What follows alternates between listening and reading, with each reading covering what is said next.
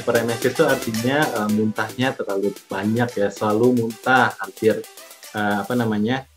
muntah yang berlebihan pada saat kehamilan. Jadi triknya adalah yang pertama itu makannya sedikit tapi sering gitu. Jadi kan biasanya sih ya setelah muntah itu agak lega tuh, ada waktu jeda yang cukup lega ya perutnya. Nah langsung itu makan. Tapi makannya sedikit aja porsinya, tapi nanti lebih sering. Jadi kalau misalnya makan utama itu kita 3 kali, mungkin Ibu Puput bisa 6 kali ya per 2 jam makannya. Makan sedikit, kemudian 2 jam lagi makan lagi. Nah makannya tetap mengikuti gizi seimbang tadi. Jadi ada karbonnya, ada proteinnya, ada sayurannya misalnya gitu ya. Nah itu makan sedikit tapi sering. Yang kedua, hindari makanan yang berbau menyengat. Nah, kadang-kadang makanan yang hangat-hangat itu punya aroma-aroma, nah itu bisa bikin mual. Jadi biarkan dingin dulu, baru dikonsumsi. Kemudian yang ketiga, hindari yang terlalu greasy, yang terlalu berminyak. Kalau berminyak nanti semakin enak ya, dan jadinya muntah.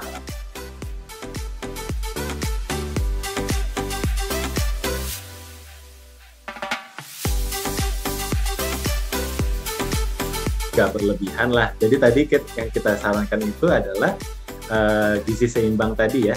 Nah, WHO juga menyarankan untuk memenuhi kebutuhan sayur dan buah itu 5 porsi sehari. Jadi caranya setiap kali makan usahakan ada sayurnya. Lalu pada saat jam snack itu ada buah. Nah, itu yang dikatakan cukup. Jadi selama ini memang kita itu kurang gitu ya. Jadi kalau Ibu Cynthia nanti perhatikan jenis makanan lainnya ya. Oke, sayurnya sih memang oke ya, misalnya setiap hari konsumsi sayur selama 3 hari nggak apa-apa, tapi jangan lupa lauknya, protein hewaninya gitu kan. Sayuran ada, protein hewani, protein nabati juga perlu cukup. Jadi jangan sampai makannya sayurnya banyak tapi ternyata ayamnya kecil atau suwiran ayam aja gitu ya. Karena seringnya orang-orang Indonesia ini lupa makan protein ya. Kita memang budayanya kurang kurang makan protein, ada datanya soalnya. Oke. Misalnya gini, pagi-pagi kita makannya mie instan gitu ya, seringnya ya pada umumnya ya. Kemudian pada saat siangnya kita belinya nasi uduk atau nasi kuning. Nasi kuningnya ayamnya suwir-suwir aja. Kemudian ada tempe orek dikit gitu ya. Terus malamnya makan nasi goreng. Jadi nggak ada proteinnya. Proteinnya cuma mungkin telur yang ada di nasi goreng dan telur di nasi kuning. Itu paling cuma baru memenuhi 10% dari kebutuhan protein orang dewasa. Apalagi sedang hamil gitu. Jadi pasti kurang biasanya.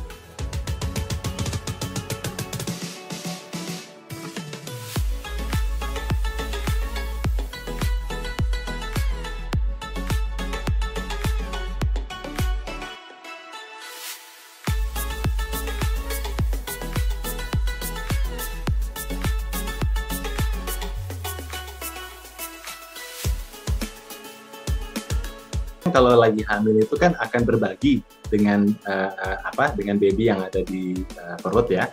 Nah, termasuk kalsium. Jadi karena kalsium itu banyak dalam pembentukan tulang ya, pembentukan gigi pada janin juga ya, dan segala macamnya, itu dia ngambil dari ibunya. Nah, seringnya ibu-ibu ini sebelum hamil pun juga kalsiumnya udah di batas-batas yang pas-pasan gitu ya. Jadi apalagi kalau berbagi, dan itu kalau dilihat dari kebutuhan kalsium pada ibu hamil itu cukup tinggi karena akan diambil untuk pertumbuhan suatu maksudnya pertumbuhan manusia gitu ya, pastinya butuh kalsium yang sangat tinggi. Jadi itu salah satu alasannya.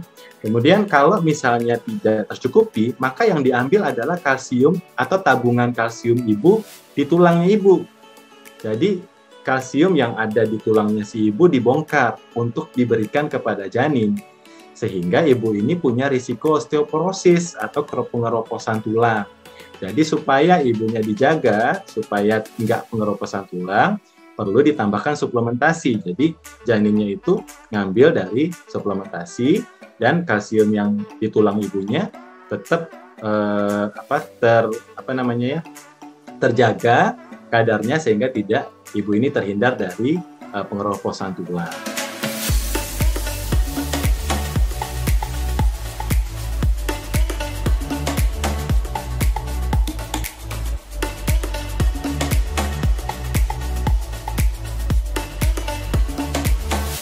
Yang mentah itu sebaiknya tidak disarankan karena kalau mentah pastinya masih memungkinkan adanya kontaminasi bakteri ya.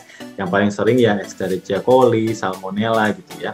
Nah, kalau sudah terkena, masalahnya akan mengganggu ibunya ya. Jadi intinya ibu hamil itu nggak boleh sakit ya, nggak boleh sakit, apalagi demam gitu. Wah itu sebaiknya benar-benar dijaga ya, dijaga supaya nggak sakit. Karena kalau misalnya ibu hamil itu sakit, secara langsung dapat memberikan dampak kepada janinnya gitu. Nah jadi daripada cari-cari ya, kan kita nggak nyari penyakit nih.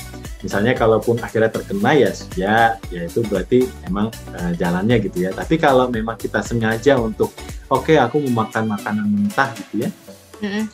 Dan kalau misalnya pilihannya ternyata nggak bersih, maka bisa memberikan efek yang tidak diinginkan pada saat hamil lagi gitu ya. Jadi kalau tadinya Mom tadi bilang salmon memang jadi memang ada pengaruh dari pengolahan makanan terhadap zat gizi gitu ya. Jadi pasti Ibu Canggih udah canggih lah, udah tahu bahwa kalau ada lauk itu diolah bisa kurang zat gizinya dok gitu. Jadi saya maunya makan yang mentah. Nah ternyata sebenarnya nggak sebanyak itu hilangnya.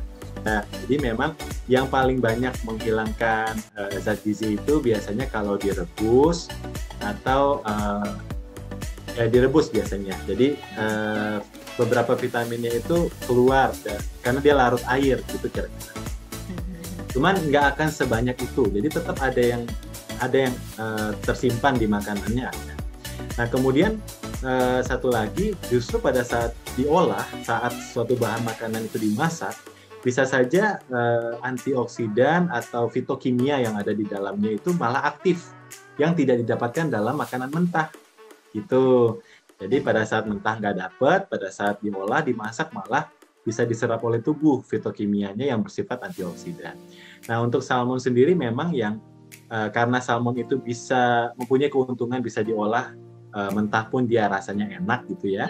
Tapi tentu saja pada saat diolah, misalnya kita panggang di pan dan sebagainya pun juga kan bisa tetap enak dan kandungan gizinya juga nggak akan hilang sebanyak itu gitu. Omega 3-nya masih ada. Yang lebih sering hilang itu adalah vitamin ya, karena dia menguap atau dia larut air.